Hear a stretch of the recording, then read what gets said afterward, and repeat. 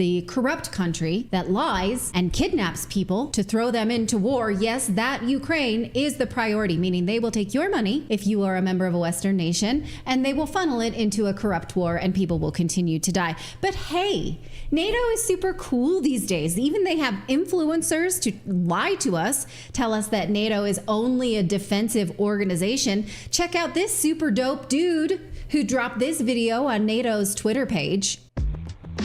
Did you know that Washington, D.C. witnessed the birth of NATO? It all started right here at the Andrew W. Mellon Auditorium, where 12 countries from Europe and North America came together in 1949 to sign the document in this building, laying the foundations for the NATO we have today, the world's most successful political and military alliance. 75 years after its creation, now 32 members strong, this year NATO is hosting its summit right here in Washington, D.C., home of the U.S. Congress and the White House, the political heart of the United States. At the NATO summit, heads of state and government will discuss and make decisions on the most important security challenges facing our world today, continuing to boost NATO's ability to keep our 1 billion people safe. The NATO summit is about to start. Welcome to Washington, D.C.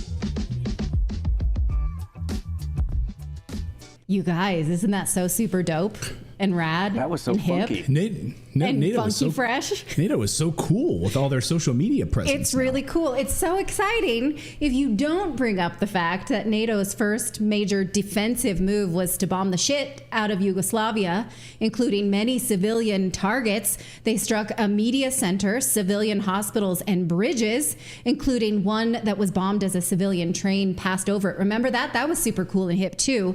Can we leave this on the screen for a second? Because it's funny to talk about hospitals, right? Bombing hospitals, especially when you consider that Ukraine this week is accusing Russia of bombing a hospital this very week. Here is Zelensky accusing Russia of bombing a children's hospital in Kiev this week.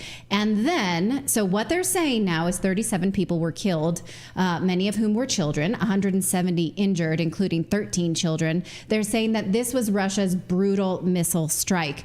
But right on cue, as soon as they say this, now we will recall that in the 2+ years since the conflict began in Ukraine, we've seen many times, so many times, and we're going to go over just a few, where Ukraine says Russia did this, and later investigations show that it was Ukraine that did this.